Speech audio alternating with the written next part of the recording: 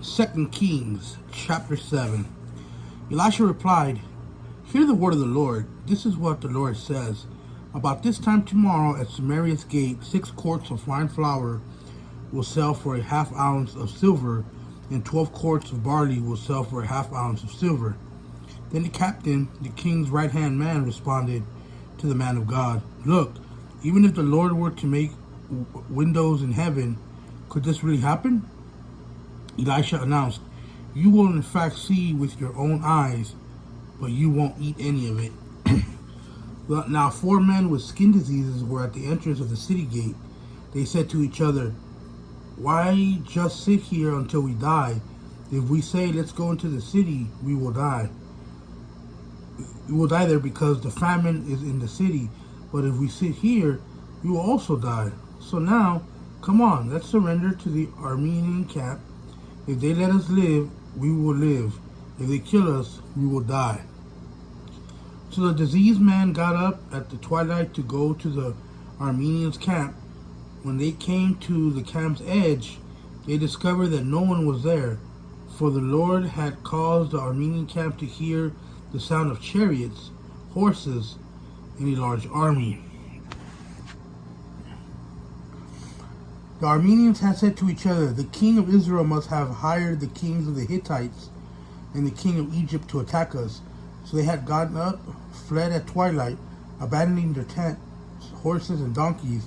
The camp was intact, and they had fled for their lives.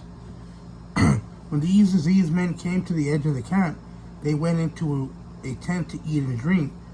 Then they picked up the silver, gold, and clothing and went off and hid them. They came back and entered another tent, picked things up and hid them. Then they said to each other, "We're not doing what is right. Today is a day of good news. If we are silent and wait until morning light, our punishment will catch up to it with us. So let's go tell the king's household." The diseased men came and called to the city's gatekeeper and told them, We went to the Aramean camp, and no one was there, no human sounds. There was nothing but tethered horses and donkeys, and the tents were intact." The gatekeeper called out, and the news was reported to the king's household. So the king got up in the night and said to his servants, "Let me tell you what the Arameans have done to us. They know we are starving, so they have left the camp to hide in open country, thinking, when they come out of the city, we will take them alive and go into the city." But one of the servants responded, "Please let messengers take 5 of the horses that are left in the city. Their fate is like the entire Israelite community who will die. So let's send them and see." The messengers took 2 chariots with horses, and the king sent them after the Aramean army, saying, "Go and see." So they followed them as far as the Jordan. They saw the whole way was littered with clothes and equipment the Arameans had thrown off in their haste. The messengers returned and told the king. Then the people went out and plundered the Aramean camp. It was then that 6 quarts of fine flour sold for a half ounce of silver, and 12 quarts of barley sold for a half ounce of silver, according to the word of the Lord.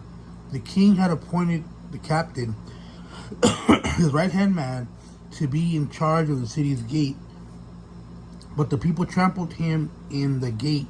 He died just as the man of God had predicted when the king had come to him.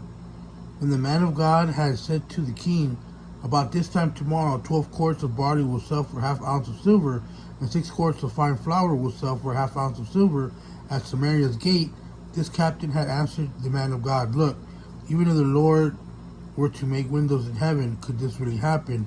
Elisha had said, "You will in fact see it with your own eyes, but you won't eat any of it." This is what happened to him. The people trampled him in the city gate, and he died.